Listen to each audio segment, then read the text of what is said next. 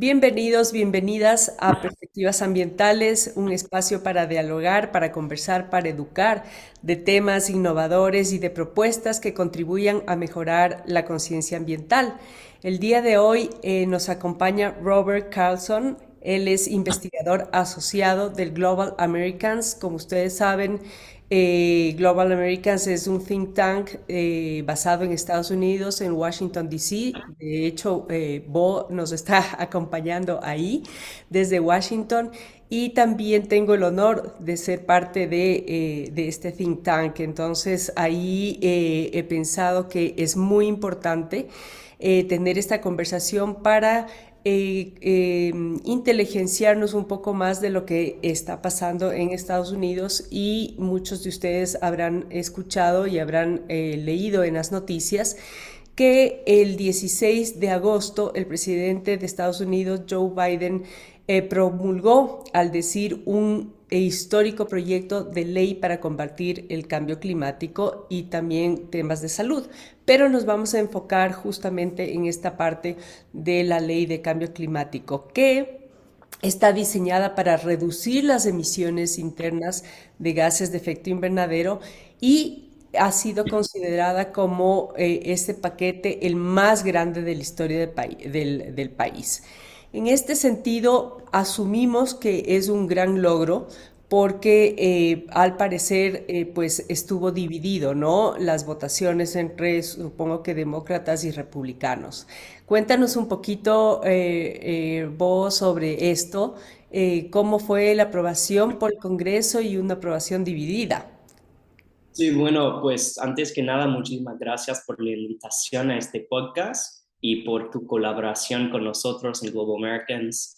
Verónica es miembro de nuestro grupo de trabajo para relaciones entre Ecuador y Estados Unidos. Entonces, sabes muy bien el trabajo que tenemos en Global Americans y este importantísimo tema de cambio climático. Para responder a tu pregunta, estuvo muy dividido el Congreso sobre este proyecto de ley. El cambio climático en general es un tema muy polémico dentro de Estados Unidos. Tenemos un partido, los republicanos, que generalmente no cree que el cambio climático ni siquiera exista. Entonces, fue un proyecto de ley aprobado, promulgado por los demócratas. En el Senado de Estados Unidos tenemos 50 demócratas y 50 republicanos.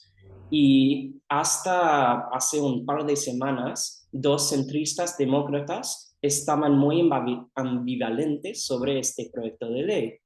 Pero fue posible lograr un compromiso con ellos y esta ley se aprobó en el Senado con 51 votos y ahora tenemos esta ley también aprobada por la Cámara de Representantes y por el presidente. Entonces, fue muy dividido, pero por suerte logramos un acuerdo, logramos este compromiso. Ujú. Y supongo que esto se puede considerar un logro político, ¿no? Sí, seguro. En términos políticos, absolutamente es un logro. Es que durante los meses anteriores, el año pasado, la inflación ha sido un gran tema difícil para el gobierno de Biden. Los niveles de desaprobación han aumentado cada mes, pero durante los últimos 2, 3 meses las cosas han cambiado. La inflación ha reducido un poquito. También tenemos esta ley que va a disminuir las expectativas sobre la inflación, además de mostrar que el gobierno de Biden sea capaz de cumplir sus objetivos. Entonces, seguramente es un gran logro para Biden y muy importante porque tenemos las elecciones en agosto para el Congreso. Seguro que sí. Y sí, la nueva legislación ha considerado como la inversión más alta en la historia del país para luchar contra el cambio climático. Son 375.000 millones de dólares que serán utilizados para desarrollar planes que permitan hacer frente a las condiciones climáticas que cada año, como vemos en todo el mundo, son más letales, olas de calor en Europa, en Estados Unidos. Hemos visto recién en las noticias la cantidad de lluvia que está en el estado de Texas, mientras tanto en California pues se queman los bosques, etcétera. Entonces, en Glasgow, que tuve la oportunidad de estar ahí, fue un sinsabor los compromisos que tuvo China y los compromisos que tuvo Estados Unidos, porque justamente no tenía todavía la aprobación de una ley que pueda ayudar a comprometer esos cambios radicales que se necesita. Entonces también eh, se podría considerar un logro ambiental, eh, y que se va a dedicar bastante presupuesto pues a hacer estos cambios, ¿no? Se espera reducir un 40% de las emisiones contaminantes de aquí al 2030 respecto a los niveles del 2005 e impulsar la industria de la energía verde en el país. ¿Es esto posible? ¿Vos tú le ves como posible? Y también me puse a pensar y digo, bueno, y esto para bien o para mal, ¿qué se vislumbra para la economía de los Estados Unidos? Porque va a haber un cambio energético, ¿no? Claro, va a ser un gran cambio para la economía y el tema que planteaste es súper importante. Claro, es el efecto en el medio ambiente. Nuestro compromiso como Estados Unidos ante el Acuerdo de París no ha sido tan creíble antes de esta ley, pero esta ley va a cambiar eso. Es la inversión más grande en la historia de Estados Unidos, como mencionaste. Entonces, es súper importante, no es la única cosa para lograr ese compromiso bajo el Acuerdo de París, pero junto con regulaciones por parte del gobierno va a cumplir esa meta. Sobre la economía, también es una buena pregunta. Las consecuencias van a ser bien positivas para la economía. En el corto plazo va a crear muchos empleos. Los estudios indican que va a crear cerca de 9 millones de empleos durante los próximos 10 años. Entonces, con todos los subsidios, los créditos fiscales, va a crear mucho empleo y mucha más infraestructura verde para el país. Y también en el largo plazo, el objetivo de esta ley es reducir los costos de la energía sostenible. Entonces, la gente va a pagar menos en la energía en el futuro con esta inversión. Lo más importante es que reducimos los precios de la energía verde para que sea comparable o aún menos que la energía de gas, de petróleo y de carbón. Hmm, interesantísimo.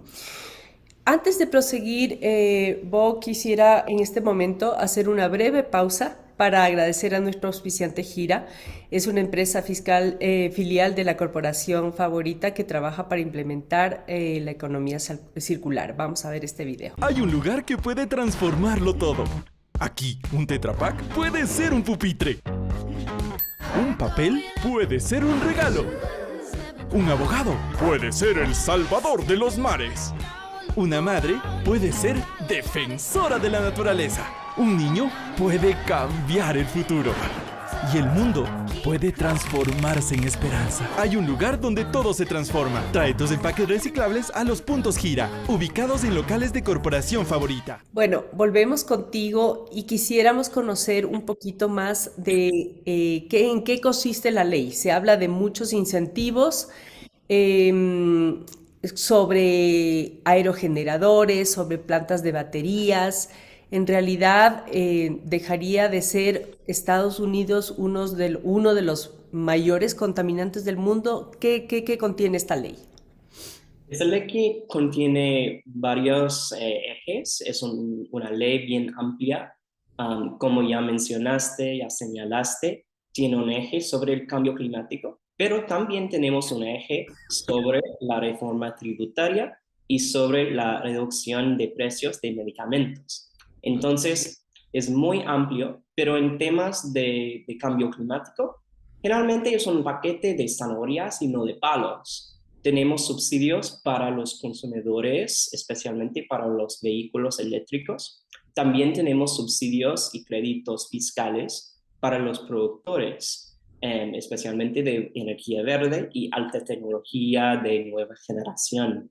Estos subsidios ya existen en una forma. Ya tenemos subsidios para la generación de electricidad solar, por ejemplo, pero los nuevos subsidios y créditos son mucho más flexibles, así que es un gran cambio, un gran avance que permita que todas las empresas elijan la forma más fácil, más económica de producir la electricidad. Y también tenemos un nuevo banco verde. Este banco va a promocionar préstamos para los productores. Así que no solo son los subsidios, son los préstamos que van a estar disponibles para todas estas empresas. Entonces, para tu segunda pregunta, ¿va a dejar que Estados Unidos salga de ser un mayor contaminante? Es difícil predecir porque eso también depende de las acciones del país. Lo que sí se espera es que todo país baje sus emisiones. No se trata de un juego de suma cero. Y con las regulaciones por parte del gobierno de Estados Unidos, con esta nueva ley y ojalá con las acciones de otros países, vamos a lograr un gran esfuerzo contra el cambio climático. Ujú, ujú. Sí, sin duda alguna son muy buenas noticias y esperanzadoras porque ese creo que es el liderazgo que estaba esperando el mundo justamente para hacer este tipo de cambios. Y lo que veo yo, además de la ley que tú explicas que tienes tasas y que tienes subsidios, que me parece bien, ¿no? Que se subsidie pues las energías renovables hasta que se procese esa matriz energética que tiene que cambiar. ¿Qué va a pasar con el gas y el petróleo? ¿No? Que seguramente hay muchos intereses ahí que van a ser topados y que tienen que ir desapareciendo en una etapa de phase out, al menos. Em, ¿Qué pasaría con estas dos áreas o sectores? Es un tema importantísimo y como has estudiado este tema en otros contextos, sí, para Estados Unidos es un gran problema porque el sector gas, el sector de petróleo, tiene mucha influencia económica Ujú, y política. correcto. Entonces, la idea no es reemplazar el petróleo y el gas en un solo día. Esta ley contempla una transición de largo plazo. Y de hecho, en el corto plazo incluye profesiones para aumentar la producción de estos tipos de energía. El objetivo en el largo plazo es reducir los costos de otras fuentes de electricidad verde, fuentes como solar, eólica, para que en el futuro sea más barato que el gas, que el petróleo. Entonces, en el corto plazo no va a haber muchos cambios. En el largo plazo, sí. Hmm, ok, y estamos hablando de largo plazo, ¿cuánto tiempo? Estamos hablando de 10 años más o Ah, menos. bueno, no, Sí, para el año 2030, el gobierno de Biden busca completamente terminar el uso del carbón para generar la electricidad. Eh, para reemplazar el petróleo, el gas va a tomar más tiempo, pero por lo menos 8 años buscamos dejar de usar el carbón para producir la electricidad. correcto. Bueno, eso es lo que se debería ver en el corto y mediano plazo, una transformación o una transición energética real, ¿no? A través de paquetes de subsidios, de tasas, etcétera. Y durante Glasgow, en la COP26, se habló sobre el gas metano, un tema que para China es sin duda importante y fue muy cuestionado a Estados Unidos también por no tener una claridad qué es lo que va a pasar con el gas metano y sabemos que el sector agrícola es uno de los grandes contaminantes. Entonces, el gas metano entra también en este paquete, en esta ley, o el sector agrícola no está siendo topado en esta ley. Sí, es que el gas metano también está incluida en esta ley. Es que, como ya dije, es un paquete principalmente de zanahorias, pero en el caso del metano también hay un palo, que es un impuesto para los productores de petróleo y de gas natural, para su uso de metano, para sus emisiones de metano. Como mencionaste, una gran fuente de metano es la industria agricultura. Desafortunadamente en Estados Unidos, como en otros países, tenemos esa influencia política, el lobbying y la corrupción. Y en el Y caso está del subsidiado.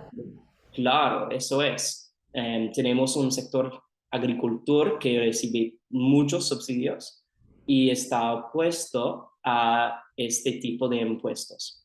Entonces, para el sector agricultor no tenemos esos mismos impuestos, pero también tenemos subsidios para crear incentivos para el sector agricultor a reducir sus emisiones, como ya tenemos subsidios para otras industrias. Entonces, lo que sí se espera es un cambio en ese sector agricultor a través de esas zanahorias y no del palo sobre el metano.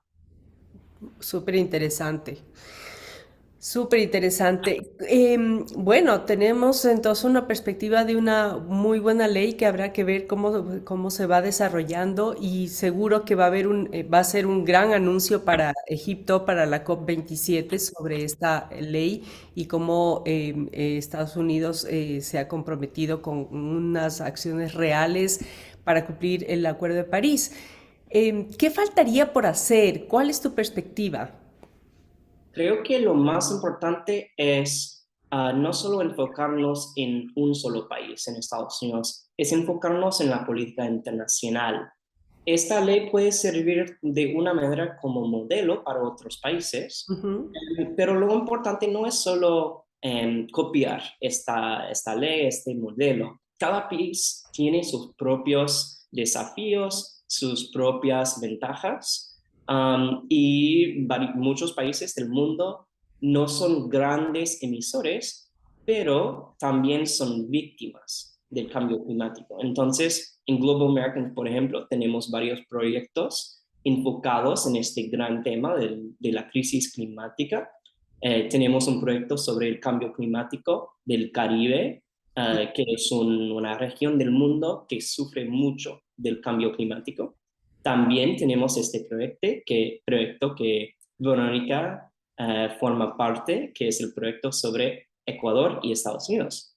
Y el próximo informe que vamos a publicar tiene que ver precisamente con el cambio climático. Entonces, de una manera puede servir como modelo, pero también va a tener efectos en la economía, en la infraestructura del mundo.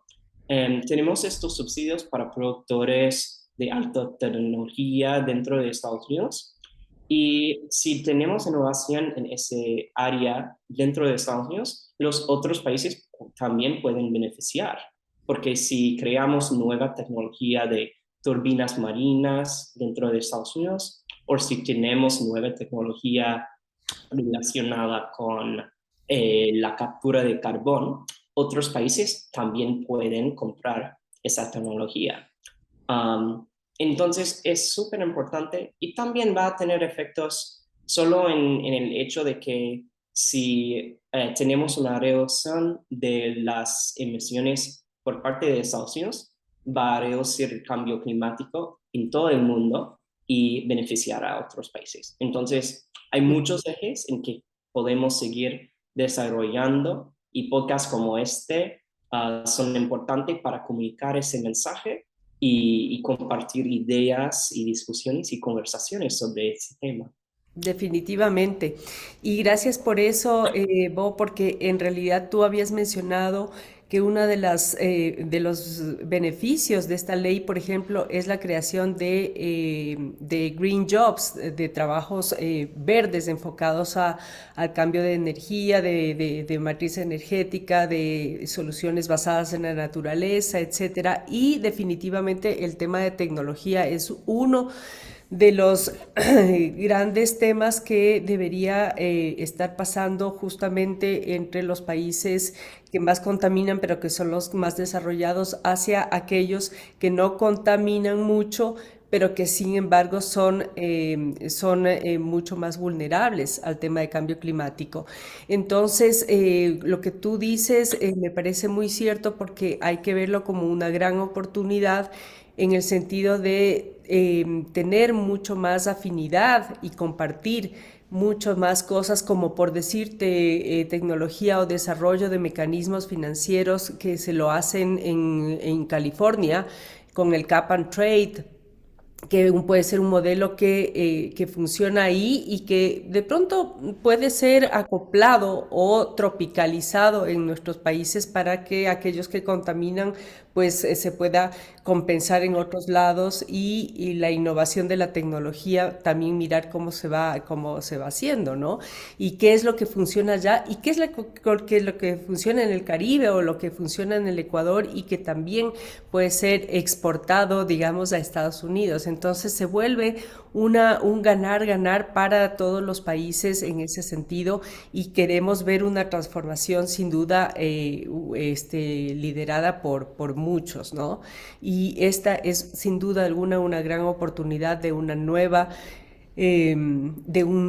Green Deal, que es lo que creo que todos estamos esperanzados en ver.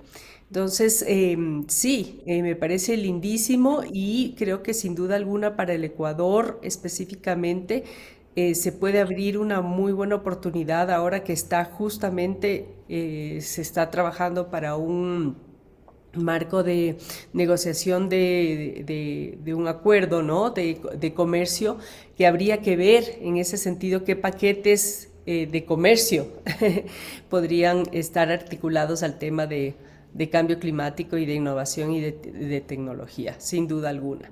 Entonces, bueno, no sé si tienes algún otro comentario que hacerlo y creo que valió la pena comentar lo del rol de Global Americans que justamente para eso está, ¿no? Tratando de articular este tipo de temas para un mejor desarrollo entre los países. Sí, nada más que decir que felicitaciones por este podcast. Como mencioné, es muy importante para comunicar estas ideas y compartir lecciones por parte de Estados Unidos, por parte de Ecuador y por parte de todo país en el mundo. Claro que sí. Bueno, con esto cerramos agradeciéndote a ti, Robert Carlson, y vos, para agradecerles a todos ustedes por su sintonía también y como siempre invitarles a compartir con otras personas nuestra página web, darle un like y seguir nuestros canales digitales en Twitter, en Instagram, en YouTube para que juntos podamos llegar a más gente y generar más conciencia ambiental. Un gran abrazo.